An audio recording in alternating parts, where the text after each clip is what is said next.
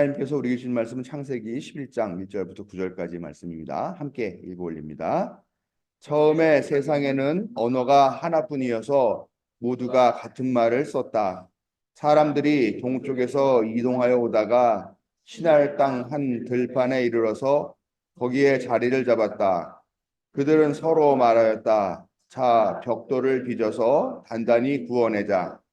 사람들은 돌 대신에 벽돌을 쓰고 흙 대신에 역청을 썼다.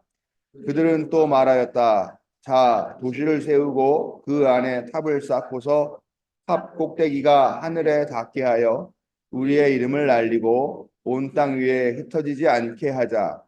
주님께서 사람들이 짓고 있는 도시와 탑을 보려고 내려오셨다. 주님께서 말씀하셨다. 보아라, 만일 사람들이 같은 말을 쓰는 한 백성으로서 이렇게 이런 일을 하기 시작하였으니 이제 그들은 하고자 하는 것은 무엇이든지 하지 못할 일이 없을 것이다. 자, 우리가 내려가서 그들이 거기에서 하는 말을 뒤섞어서 그들이 서로 알아듣지 못하게 하자. 주님께서 거기에서 그들을 온 땅으로 흩으셨다. 그래서 그들은 도시 세우는 일을 그만두었다. 주님께서 거기에서 온 세상의 말을 뒤섞으셨다고 하여 사람들은 곧 그 이름을 바벨이라 한다. 주님께서 거기에서 사람들을 온 땅으로 푸셨다. 아멘. 우리의 약함과 무지를 깨우치시고 힘있게 하시며 생명의 길로 인도하시는 항상 오르신 하나님의 사랑과 자비가 오늘 예배하기 위해 하나님 앞에 나온 자녀들에게 함께 하시기를 성어버이 성자 성령의 이름으로 축원합니다. 네, 오늘 좀 간단하게 말씀을 준비를 했습니다. 오늘은 바벨탑 이야기 우리가 다 잘 알고 계시는 그런 이야기인데요. 이 이야기 바로 직전에 나오는 이야기가 뭐냐? 바로 이 세상이 너무 죄악이 가득 찰 정도로 악하여져서 하나님께서 어쩔 수 없이 심판을 내리셨다. 노아의 홍수 이야기입니다. 그 하나님이 홍수 심판을 내리시고 난 이후 노아의 가문 족보가 나온 다음에 곧바로 이어지는 이야기가 이 바벨탑 이야기입니다. 그래서 우리가 이 노아의 이야기와 바벨탑 이야기를 쭉 같이 연결해서 읽다 보니까 사람들이 홍수 심판을 당하니까 홍수 심판이 또 오더라도 피하기 위해서 피할 수 있는 높은 탑을 만들자. 그래서 만든 탑이 이 바벨탑이다. 라고 그렇게 쭉 배워오고 그렇게 또 생각을 했습니다.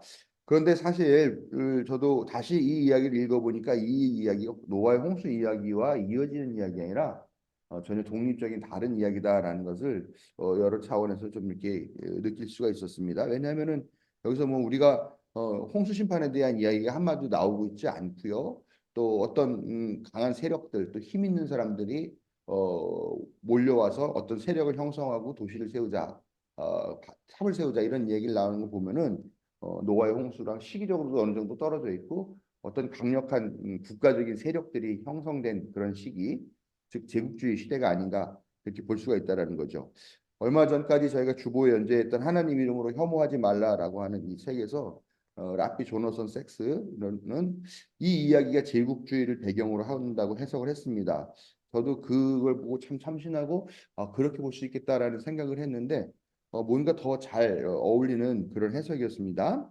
강대국이 주변을 정복하고 강제로 그 복속한 그 지역을 하나의 언어로 사용하도록 하는 거죠. 그런 일들이 많이 있죠.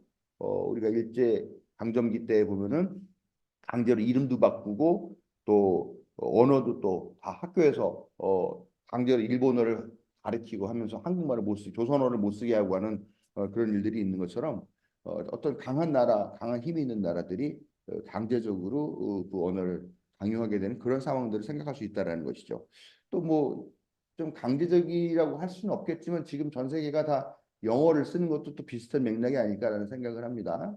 워낙 강한 나라이고 그 나라가 뭐 너무 그 자유적으로 하는 일들이 많으니까 거기에 맞추고 따라가려고 그러면 어쩔 수 없이 우리가 항상 영어를 쓸 수밖에 없는 그런 상황 뭐 그런 상황들도 좀 어느 정도 좀 생각을 해볼 수 있을 것 같아요.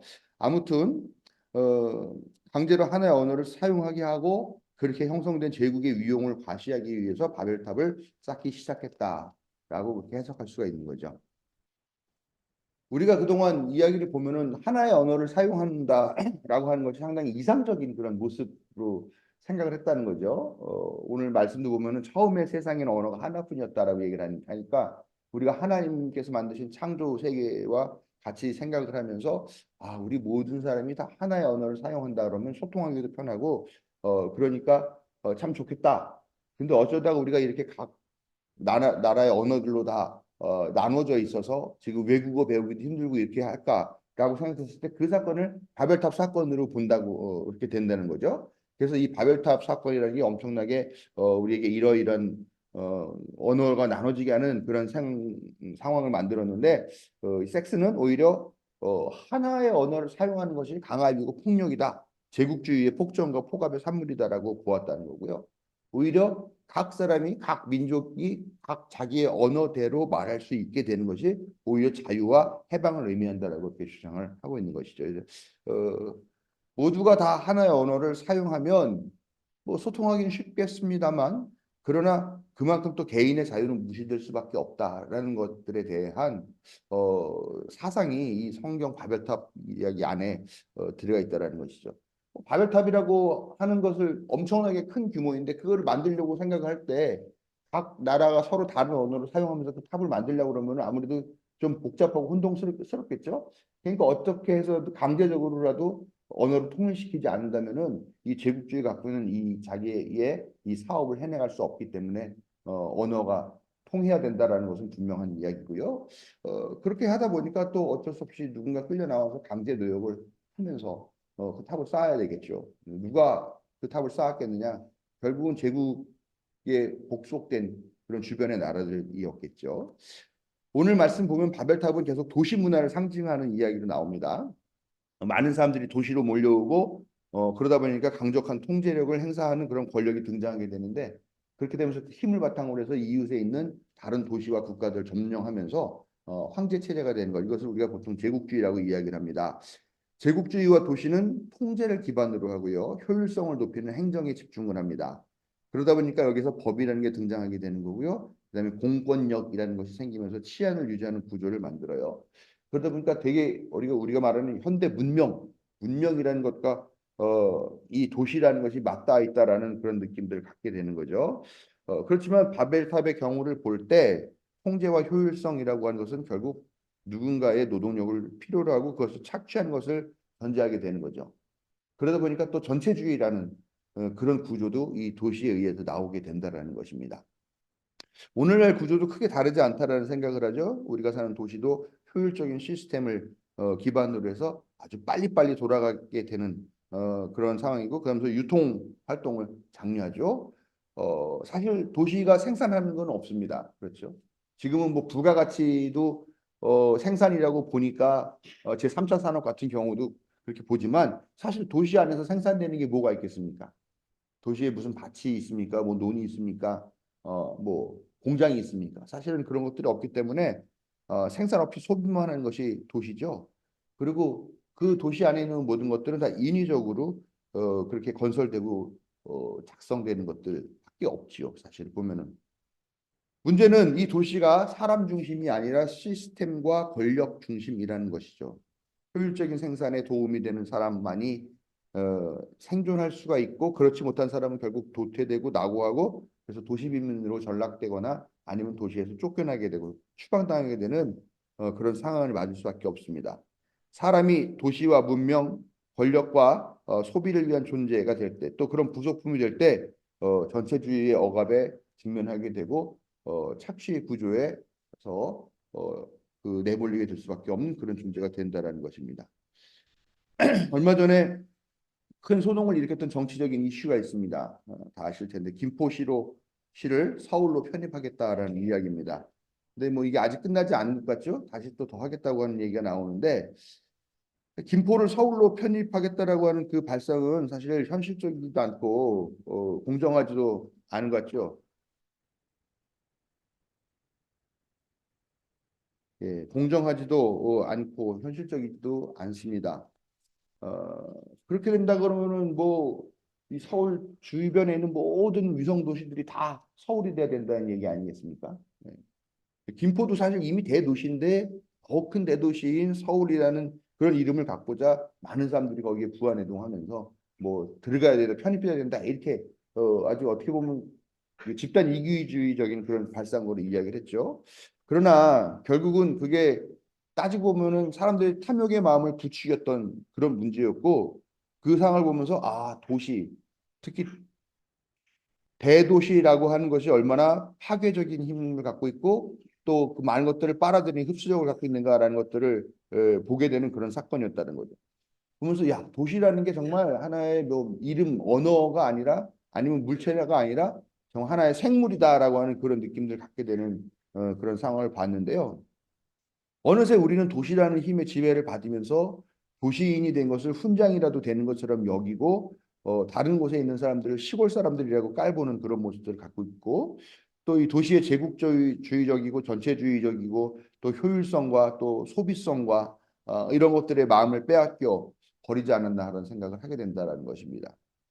바벨탑 같이 더 높은 아파트에 사는 것을 자랑으로 여기는 시대가 됐죠. 그리고 발에 흙 묻히지 않고 사는 것이 문명이라고 여기게 되는 그런 시대가 되었습니다. 이렇게 우리는 현대판 바벨탑의 한 구성물이 되어가고 있는 것을 기꺼이 원하는 삶을 살고 있지 않나 하는 그런 반성들을 하지 않을 수가 없다라는 것입니다. 이런 얘기를 하면서 드리는 말씀이 그럼 우리가 이제 도시 문명에 젖어서 살고 있었는데 이거 갑자기 다 때려치우고 이제부터 다 시골로 내려가서 흙 밟으면서 농사지면서 그렇게 살아야 되나 그렇게 할 수는 없죠. 도시는 지금 분명히 우리가 살아가고 있는 삶의 한 형태가 되었음을 부정하자라는 말은 아닙니다. 그러나 도시 문명을 찬양하고 거기에 젖어 있는 것이 현대판 바벨탑일 수 있다라는 것은 깨달아야 된다는 이야기죠. 그래서 가끔은 하나님이 창조하신 자연을 봐야 된다라는 겁니다. 하나님이 엿새 동안 천지를 만드시고 뭐라고 말씀하셨느냐? 보시기에 참 좋았다라고 하십니다. 하나님께서 그냥 있는 그대로도 보시기 참 좋았다라고 만들었는데 보세요. 우리가 지금 볼 수 있는 것들 보면은 풀 한 폭이 나무 한 그루도 다 사람의 손에 인위적으로 인공적으로 그렇게 그런 사람의 기술이나 그런 것들이 가미되지 않은 것들이 없다라는 겁니다. 예? 풀을 심고 꽃을 심어도 꼭 그렇게 뭐 아주 반듯하게 정리되어 있는 그런 곳에 또 정해진 그 위치에 거기 꼭 그런 것들이 있어야 되고 거기에서 조금이라도 잡초가 난다거나 하면 막 그걸 우리가 불편해서 어쩔 수 없는 그런 상황. 그렇게 인공적인 것들이 너무 자연이라고 말하는 것조차도 인공적인 그런 시대 안에 우리가 살고 그런 시대와 그런 시설 안에 그런 또 공간 안에 살고 있다는 것입니다. 오늘 우리가 겨울놀이를 나가기로 했는데 사실 오늘 가기로 했던 곳들도 다 인공적으로 만들어 놓고 꾸며 놓은 시설이기는 합니다. 그렇지만 그렇게나마 도시를 벗어나서 하나님께서 만드신 창조 세계를 되돌아볼 때 우리가 또 창조 세계가 얼마나 귀하게 만들어진 존재인가를 깨닫게 되고 우리가 몸부쳐 사는 도시가 천국은 아니라는 것을 깨닫게 될 것입니다. 결국은 우리가 어디로 돌아가야 됩니까? 예? 흙은 흙으로 돌아간다고 하는 것처럼 우리도 한 줌의 흙이 되어서 흙으로 돌아가게 된다고 했을 때 어떻게 보면 우리의 고향이죠. 우리 존재의 고향일 수도 있는 우리 자연에 대해서 또 한번 이렇게 돌아볼 수 있는 기회를 갖는다는 것은 매우 중요하다고 볼 수가 있습니다. 중요한 것은 익숙한 것들에 젖어 있지 않고 깨어 있는 것입니다. 눈 뜨지 못할 때 우리는 또다시 오늘날의 바벨탑을 쌓으며 제국주의와 전체주의 또 세속의 권력을 당연하게 받아들이게 됩니다. 사람의 손으로 이룬 바벨탑도 중요합니다. 그거 쓸데없다는 얘기 절대 아닙니다. 그렇지만 하나님이 만드신 자연의 품 안에서 그 사랑과 능력을 깨닫는 시간이 우리에게 반드시 필요하다고 어, 생각합니다. 오늘 그런 시간을 아주 하나님 품 안에서 잘 누리는 그런 시간 될 수 있도록 함께 하나님께서 우리와 동행해 주시고 우리들도 마음 열고 또 서로 섬기는 마음으로 참여하시기를 주님의 이름으로 부탁을 드립니다.